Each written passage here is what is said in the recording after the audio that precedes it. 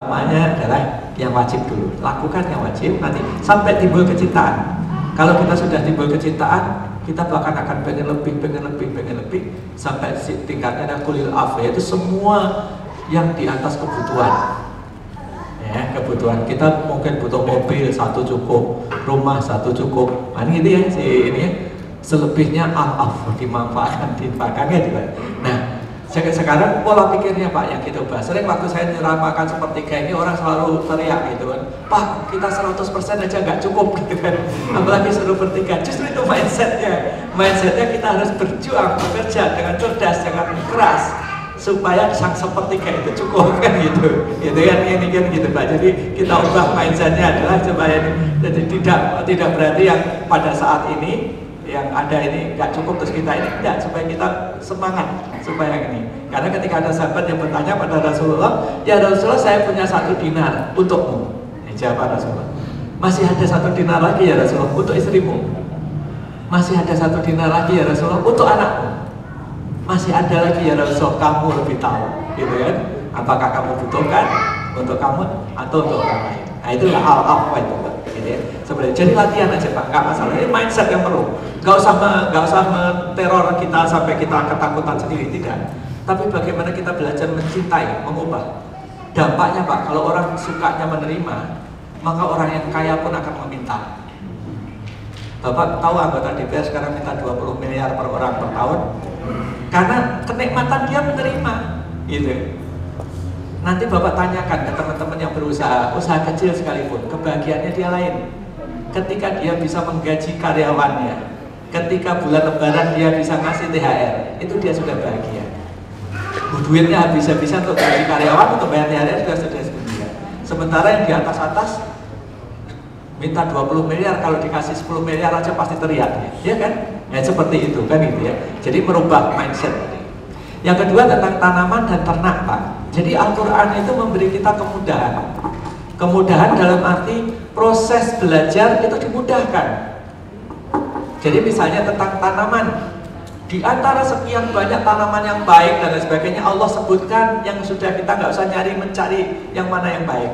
Tanaman yang baik disebutkan ada alam zaitun, ada ini, tapi di luar itu juga ada, silahkan mencari sendiri. Makanya seperti di Ar-Rahman disebutkan fihima fakihatu wa nahlu wa ruman.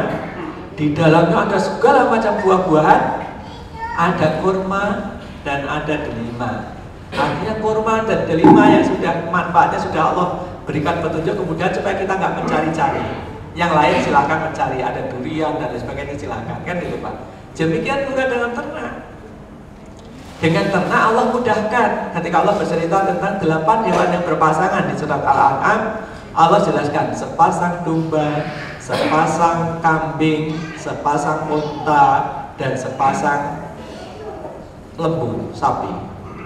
Sesuatu kaidahnya di Al-Quran, kalau disebutkan sesuatu sejenis tapi berurutan, maka yang disebutkan paling dulu ini yang paling diutamakan. Kan gitu ya, paling diutamakan. Nah, artinya domba lebih diutamakan dari kambing, dari dan sebagainya. Itulah mengapa korban itu sunnahnya adalah domba. Ya, jangan maksakan sapi, sunnah itu domba. Kalau nggak ada domba nanti yang lain. Oh, dagingnya lebih banyak, itu kan menurut hitungan kita kan itu. Menurut Allah domba kan gitu. Maka yang dicontohkan kan Nabi Ibrahim yang beli apa? Domba kan, gitu, bukan sapi kan gitu. Nanti kalau nggak ada domba kita beli sapi nggak apa-apa. Tapi domba diutamakan, dampaknya akan jauh lebih luas kan gitu Pak. Jadi kayak gitu Pak. Jadi kalau kelinci bisa aja, ada tanaman-tanaman yang lain bisa aja, tidak masalah. Tapi kita mencari-cari sendiri. Kadang kalau kita mencari, kadang ketemu, kadang enggak.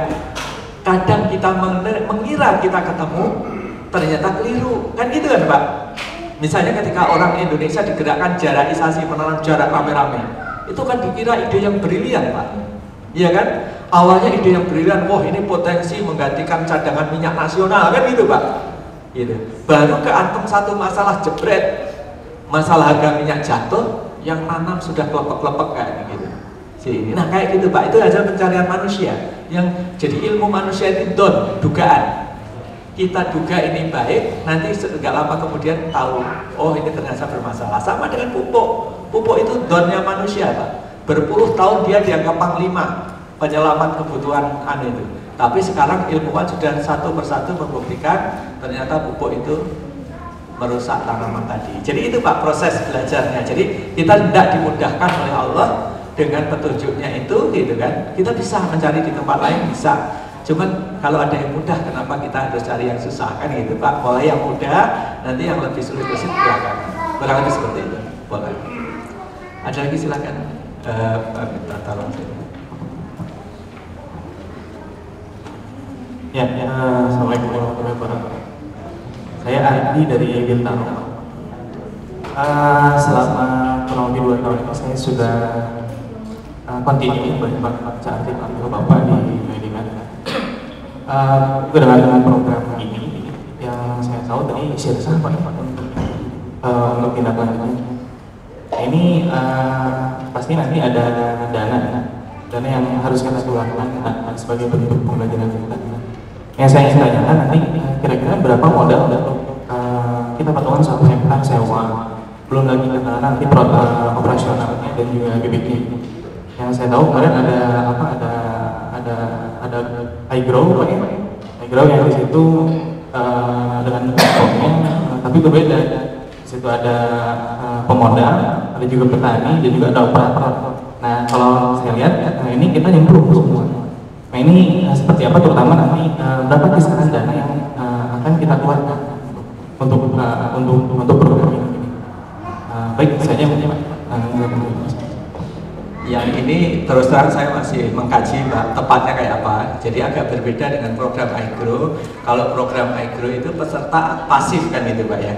Jadi orang nitip kita nanam kacang rame-rame, meskipun dia silahkan datang melihat dan sebagainya, tapi dia sendiri nggak ikut terjun kan gitu kan Pak.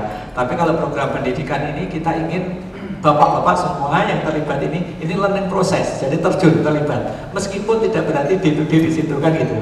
Tapi misalnya sebulan sekali lihat, tahu masalahnya, oh waktunya pupuk, oh waktunya benih dan sebagainya ini gitu. Yang kita akan rancang dan tergantung jenis tanaman. Tapi ada yang sudah kita exercise dan mendekati final, kita hitung misalnya kalau misalnya tadi kita akan buat rame-rame tanaman dan serai wangi gitu ya. Serai wangi ini populer, banyak masyarakat yang mencoba. Kegagalannya selalu kegagalan skala ekonomis. Karena kalau orang hanya euforia kayak pemerintah Tasikmalaya atau di Jawa Barat, Tasikmalaya atau mana yang membangun sekian penyulingan gitu ya sini. Tapi kemudian tidak pada jalan, kenapa? Karena banyak penyulingan, lahannya nggak ada. Nah kalau lahan nggak ada, mesin nganggur, nggak setiap hari produksi lah. Bentuknya mesin kalau nganggur apa? Rusak. Kan gitu kan. Nah tapi kalau mesin berfungsi terus-menerus, dirawat terus-menerus, ada hasilnya tinggi kan itu. Nah, sehingga kita targetkan minimal kalau kita ngumpul barang-barang itu 35 hektar supaya mesin satu itu bisa berjalan ekonomis gitu. Nah, hitungan kasar saya kalau 5 hektar itu akan berproduksi 35 hektar berproduksi cukup dan produksi mulai akhir tahun pertama sampai 5 tahun kira-kira. Itu cost-nya kira-kira ya, cost-nya kalau kita kerjasama, lahannya sudah ada. Misalnya kita kerjasama dengan pemilik lahan, pemilik yang belajar ini cukup 20 jutaan akan cukup untuk 5 tahun ya, modal untuk nanam 5 tahun dan bekerja ini 5 tahun gitu. Itu kira-kira sekitarnya 20 juta. Artinya kalau 20 juta terlalu berat, nggak apa-apa, nanti yang per hektar itu dipecah menjadi 1/4 misalnya kan gitu ya.